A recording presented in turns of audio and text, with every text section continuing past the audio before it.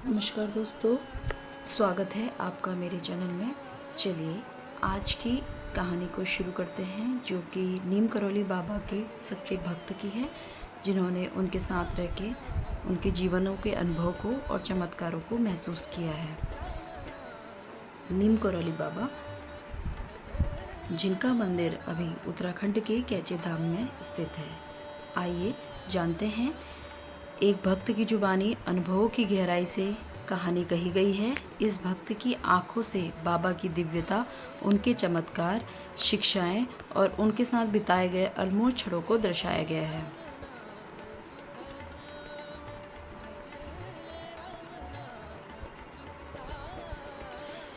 शीर्षक है नीम करौली बाबा के साथ रहने वाले एक भक्त की आंखों देखी कहानी। नीम करौली बाबा एक ऐसे संत जिनके चरणों में देश विदेश से लोग खींचे चले आते हैं। उनकी मुस्कान में जैसे सारा ब्रह्मांड समाया हो। उनका मौन का ही उपदेश जीवन में तृप्ति देता है। उनके साथ रहना जैसे भगवान के साथ चलना। आज हम आपको एक ऐसे व्यक्ति की कहानी सुनाएंगे जिसने वर्षों बाबा के साथ रह के सेवा की, उन्हें निकट से जाना और उनके चमत्कारों को अपनी आंखों से देखा। भक्त की आवाज़ में मैं आपके सामने ये कहानी को प्रस्तुत करते जा रही हूँ। साल था 1968। मैं एक सामान्य इंसान था, जीवन में उलझा हुआ, मन में अस्थिरता और आत्मा में एक अजीब सी प्यास। एक दिन किसी ने कहा, नीम करौली बाबा के पास जाओ, कुछ नहीं बोलते पर सब ठीक कर देते हैं। मैं गया कैची धाम। वहाँ तो एक कंबल ओढ़े चुपचाप बैठे थे। मैंने सोचा यही है बाबा। मैं उनके पास गया। उन्होंने सिर उठाया और कहा, तुम आ गए, अब सब ठीक हो जाएगा। मैं स्तब्ध था। मैंने मन ही मन आने की बात सोची थी, किसी को बताया भी नहीं था। फिर बाबा को कैसे पता चला? बाबा के साथ रहना किसी पाठशाला जैसा था, लेकिन यहाँ न किताबें थी न प्रवचन। यहाँ सिर्फ उनका मौन था, उनकी दृष्टि और उनकी उपस्थिति जो भीतर तक झकझोर देती है। मैं आश्रम में सेवा करने लगा, रोटियां बनाना, प्रसाद बांटना, भक्तों की सेवा करना। और बाबा वो कभी बच्चों जैसे हंसते थे और कभी एकदम ब्रह्म स्वरूप बन जाते थे। एक दिन मैंने मन ही मन सोचा, घर में संकट है, क्या होगा? बाबा ने बिन कहे तुरंत उत्तर दिया, घबराओ मत, सब ठीक है, जो होगा अच्छा होगा। मैं आश्चर्य में था, मैंने तो कुछ भी नहीं कहा था।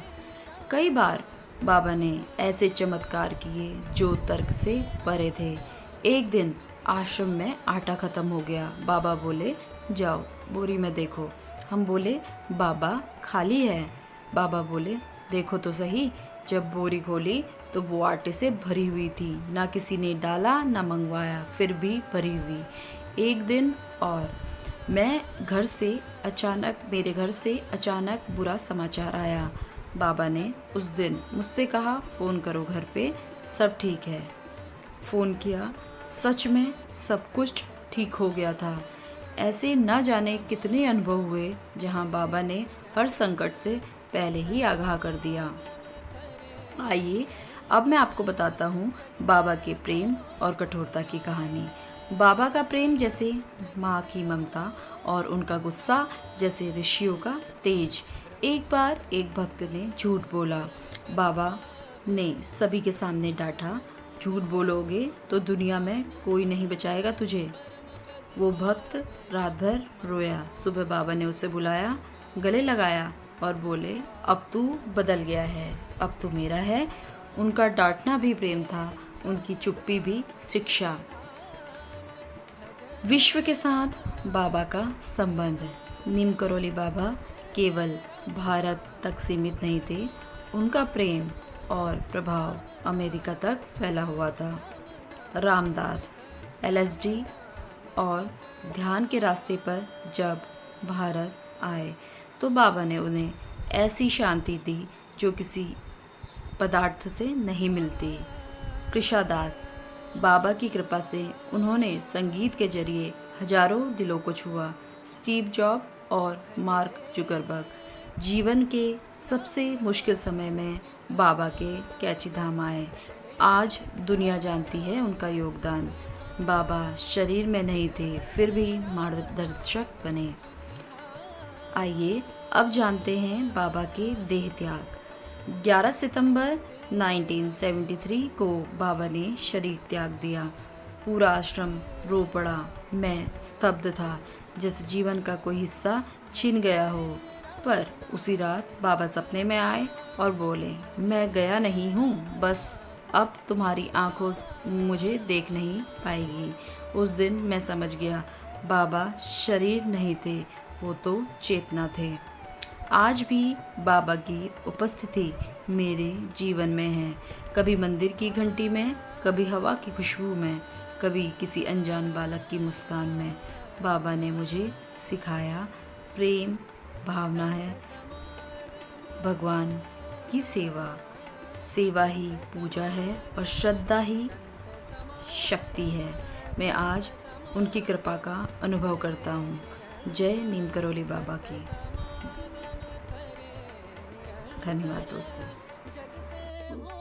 आइए दोस्तों, अब आप आनंद लीजिए महाराज जी के आश्रम के सुंदर पाठ का।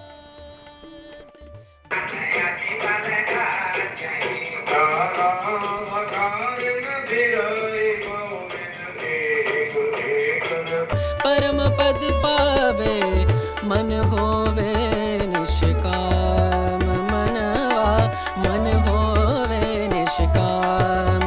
भजले राम नाम सुख धाम, भजले राम नाम सुख धाम, भजले राम नाम सुख धाम। राम नाम सुख, राम नाम सुख, राम